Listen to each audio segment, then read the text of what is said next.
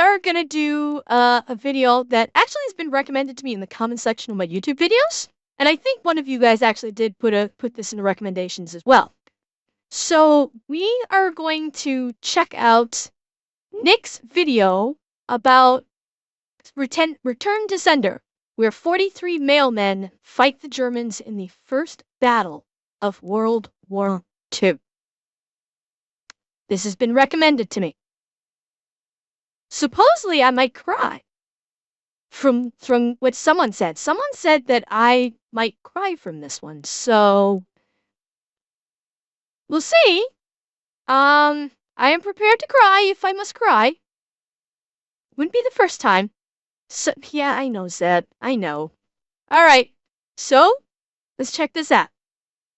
Alright, let me set the scene for you. It's September 1st, 1939. It's Friday, but you've got a job, you've got stuff to do because you're a Polish mailman and you just got to work, so you grab your packages and you set out to go deliver the mail. And right as you step outside the post office, a bunch of armored vehicles pull up full of German SS soldiers, and they inform you that you're going to surrender or else. Do you A, surrender, or B, go back in the post office and proceed to get in a firefight with the Germans for the next 19 hours? Jesus. Today we're talking about the most gangster post office of all time and the first battle of World War II, when 43 Polish mailmen went toe-to-toe with the German SS for 19 hours. But first, a word from our sponsors. This video is brought to you by my favorite sporting goods store, Shields. They've got over 35 retail locations all across the United States, and if you can't make it to one of these incredible retail locations, they also have an even better online store that I'm going to have linked in the description down below. And of course, our newest sponsor, Zaka Life Go Balm. It's made in the USA, 100% organic, full-spectrum CBD balm that you can put on any ache, any sprain, or athletic injury, and it's going to make it immediately feel better. This is one of the few times that I've actually approached a company to rep their product and not the other way around, because I actually use this stuff, okay? I'm 30, I'm fat, I've been doing construction for years, things hurt, this makes it not hurt. So if you're in the same boat as me, go ahead and give this stuff a try over at ZakaLife.com. Use the discount code FAT5 to save some money. Let's get back to the video. All right, important background info. This is the German Empire before World War I. Got it? Okay, great. This is the German Empire after World War I. Notice how Poland cuts it in two, and at the very tippy top of Poland, there is the free city of Danzig. Okay, what is a free city, and why does that map seem to imply that it is its own country? Well, because basically it is. It is its own sovereign entity with its own passports, its own currency, and its own So a city-state. You see, at the end of World War I, when they were negotiating the Treaty of Versailles, both Germany and Poland really wanted dominion over the city of Danzig, because as you can see, it's built on the coast of a perfect geographic harbor. This made it a major port city and an economic powerhouse, which is why Germany and Poland were both fighting over it, and they were fighting over it for so long that it would end up holding up the entire Treaty of Versailles. And finally, the League of Nations stepped in, and they're like, hey, okay, well, now neither one of you are going to get it. It's going to be its own sovereign entity, its own little thing. Whatever, we don't have time for this. Moving on. If you're gonna fight about it, neither of you get it. It's like the fucking mom with two arguing siblings. Over the third sibling.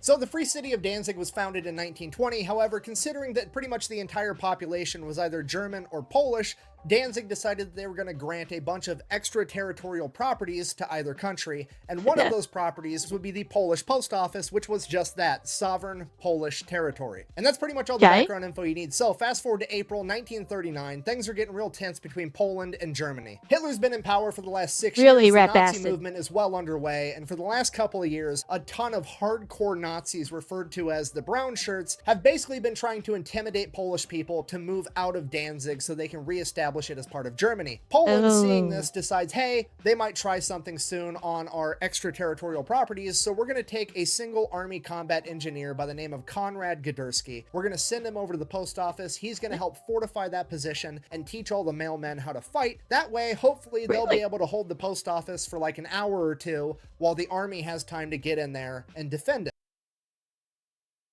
Yeah. Now, Nick was going a little bit quick there. I'm trying to work it through my head, like, why the post office? I guess because it's the post office, that one spot. Well, hello. Hello, Sarkendrago. How's it going? Welcome, Raiders. Just in time, we're at the beginning of a Nick video. We just started a Fat Electrician video about mailmen fighting the Germans in the beginning of World War II. Welcome, welcome. It's about to get sad. Okay, so fair warning, there's a good chance I might cry. There's more than a little chance I might cry on this one. So welcome in, grab a seat, get a drink, get some popcorn if you want, and let us enjoy history as told by Nick. So Conrad shows up at the post office. He's got a bunch of pistols, some carbines, a couple of crates of grenades, and 3 Browning 1928s, which as you can see is just the Polish equivalent of the American BAR. At this point, there's 56 people working at the post office. Conrad explains the situation, says he's taking volunteers for who wants to be part of the security force in case shit goes down. 42 people volunteer. He then begins training them and giving them a battle plan, and everybody else is just going to go run and hide in the basement if anything does go down. So for the next 4 months, Conrad is both training the mailmen and building up fortifications. He ends up establishing one of the mailmen as the second in command, and that is Alphonse Flizakovsky. All right, fast forward September 1st, 1939. It's Friday. All the mailmen show up. They start getting their packages together, and while they're all in the post office getting ready to go out on their routes, 180 German SS soldiers roll up with 3 armored cars equipped with 20mm guns and cut the power to the building. Okay, it is like 4 o'clock in the morning, and the German military just rolled up and cut the power. The mailmen are like, oh, we're doing this. All right, so they go, they get their guns, they head up to the second story and stick their guns out the window pointed at the Germans. And it is now a complete standoff between the German SS and the Polish post office. So they're having this military. So someone woke up that morning and chose violence. And then the other half said, that, let's do this. Yeah, I can turn it up. Absolutely. Absolutely, I can. Military-grade standoff, and then a bunch of civilians start showing up, like newspaper journalists and radio stations, and people are breaking out cameras and they're recording, and then just a giant mass of civilians shows up to watch. And as it turns out, they've all been invited by the Nazis to come and bear witness to the great German military retake. Fuck. Okay, I was about to start saying, like, were they as bad with this shit as they are today? But no. Nick just pulled a fast one on me. They were gonna make an example of him. I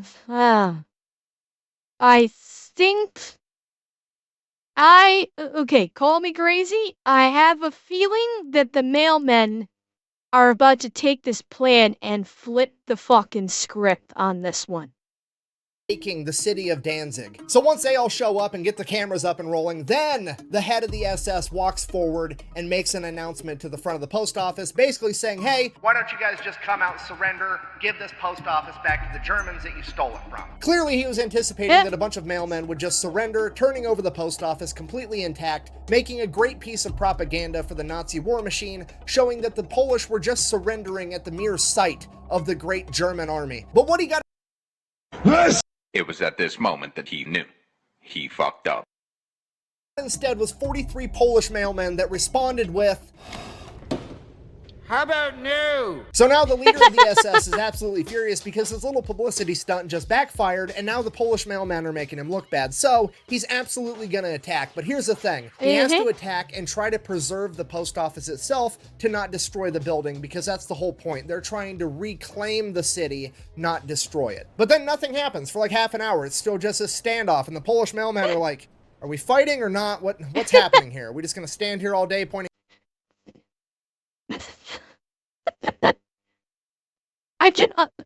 For some reason, I was fully expecting Nick to just go, okay, are we gonna start fighting or something? Because I'm getting fucking bored and I want to shoot a Nazi. But I was kind of expecting that to be the next words that came out of his mouth. I'm gonna be honest, I'm a little disappointed that they were. But, yeah, exactly. That would be very Nick, and that's what I was expecting it. Guns at each other, what's the deal? So they waited, and they waited what felt like an eternity, but in reality, it was only half an hour, because at 4:45 a.m., there would be a huge explosion off in the distance, and that explosion would be the guns of the German battleship, the Schleswig von Holstein, firing on a Polish military outpost.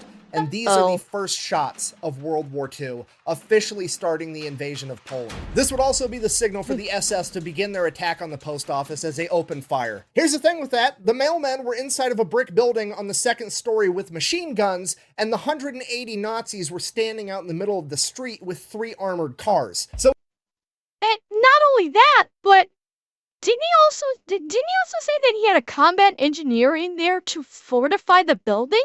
I have to imagine that fortifying the building also means bolstering the protective surfaces on the inside as well. So you not only have the brick on the outside that's creating a barrier, I have to imagine that this engineer did something with to the interior walls as well to make them more of a protective surface, essentially turning that place into a big bunker.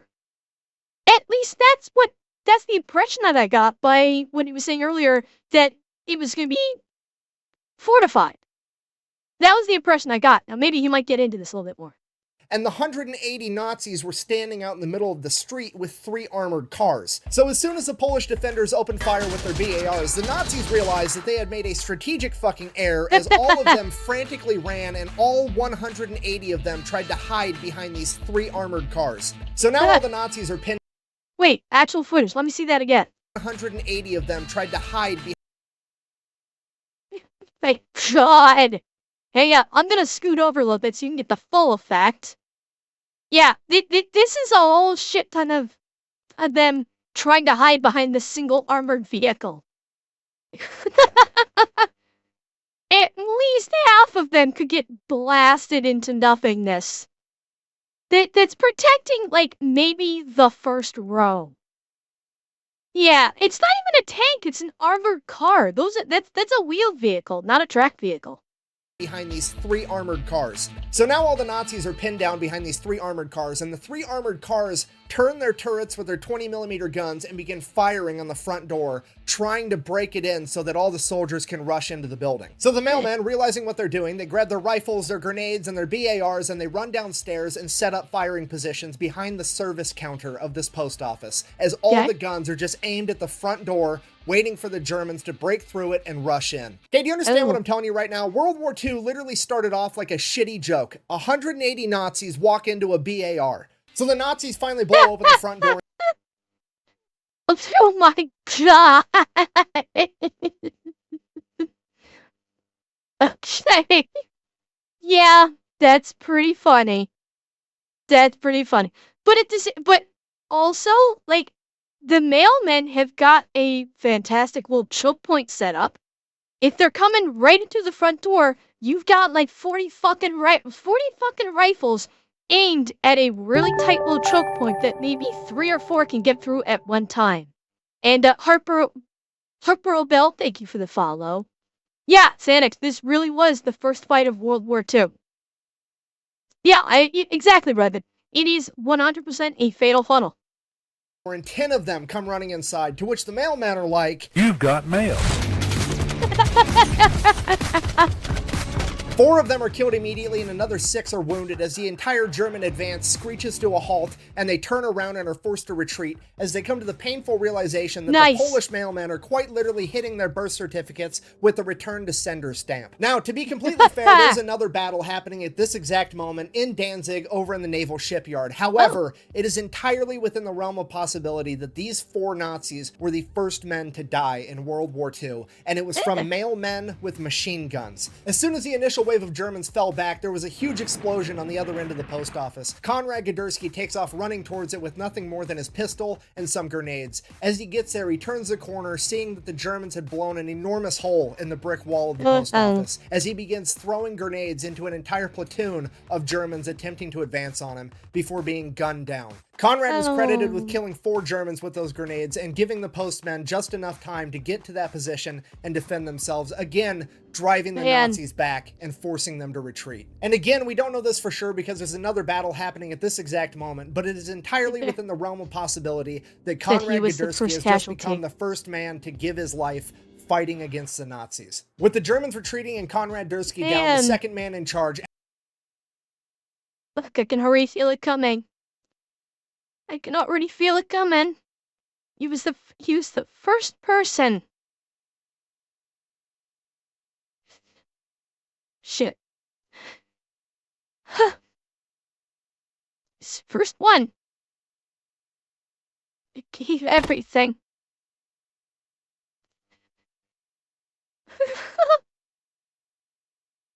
There. Oh boy. Okay. Alphonse Flizikovsky rises to the occasion and begins instructing all the other postal workers what to do, getting them back into a fighting position, anticipating a third attack. But the Germans are so mad and so embarrassed that their publicity stunt is failing this bad that they don't want to risk it, and they decide that they're going to call for backup. Bear in mind, it's like 5 o'clock in the morning right now, and the Germans wait 6 hours until they can get reinforced by the regular German army, and they can show up with artillery. They had to show up with 2 75mm field guns and 105mm gun just so they could bombard the entire post office. So they start bombarding the post office with fucking artillery and then send in another attack, and they're still pushed back yet again. With German command having no idea what to do, they just start using everything they have. They get mortar teams out there, and the mortarmen start trying to drop mortars on the post office, but they're so inaccurate, they end up posing more of a threat to the Germans than they do to the Polish mailmen. So they have to call off the attack. They issue a 2-hour ceasefire and tell the Polish guys, like, hey,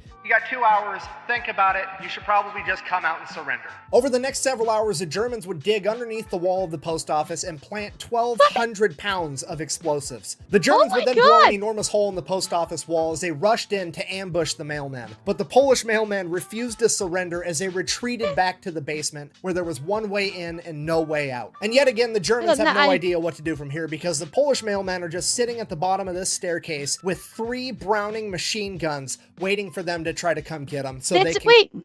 Wait, that's it? They just had 3 Browning machine guns? And that's it?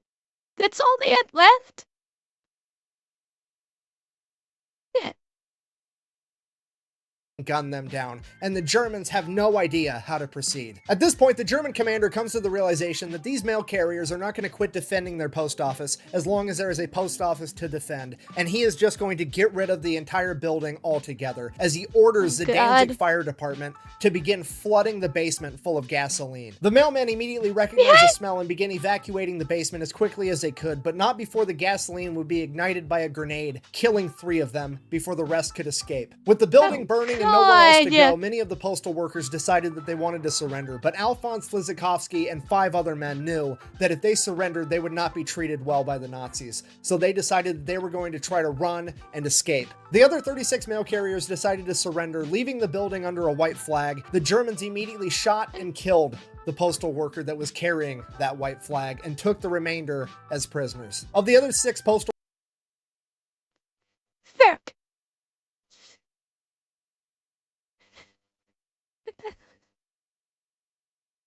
Damn it!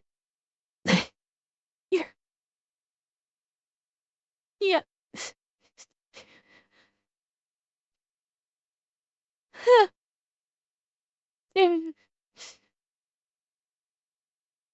They didn't. Fuck. Cheer 100. Do you need a hug, Ember? No, I just need the knowledge that they lost in the end. That in the end, these guys lost.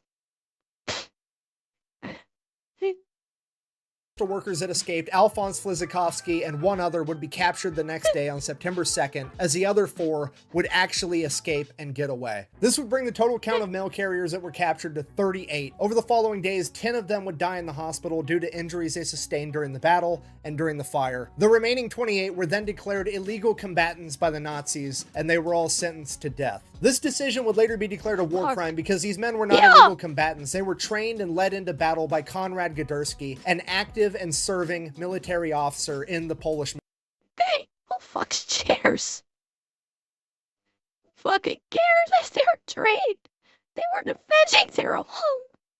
They were defending their home. It doesn't matter. It doesn't matter. They were, they were defending their home. They're shake golden legal combatants. They were defending their fucking homes.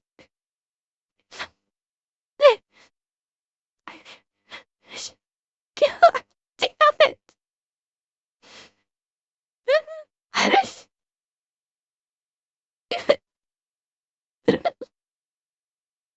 It doesn't fucking matter if they were trained or not.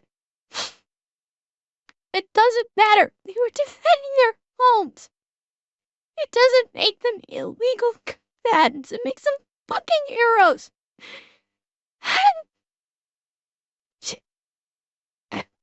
Damn it.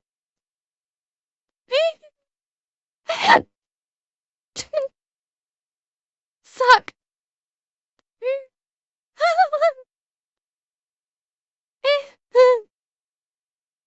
Okay.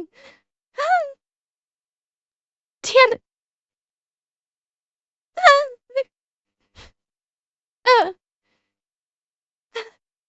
Military. Under his command and the command of Alphonse Flizakovsky, 43 mailmen went toe-to-toe with 180 German SS soldiers, reinforced with artillery and armored cars. 8 of them would die in combat, taking with them 10 Nazis and injuring 22 more. And those are just the official numbers from the Germans, which are most likely understated due to their extreme embarrassment. Thank you for watching. Best way to support the channel is go check out thefatelectrician.com. Quack bang. Out.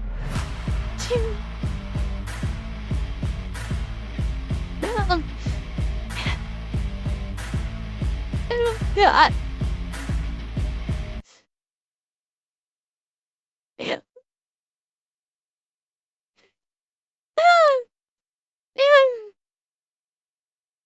Man, that when that declaration, that insult of the declaration, that's what hit me. That is what hit me. Oh my God. I'm okay. I'm okay. It was just that declaration that Nick said the Germans made about them being illegal combatants just angered me so much that it made me cry.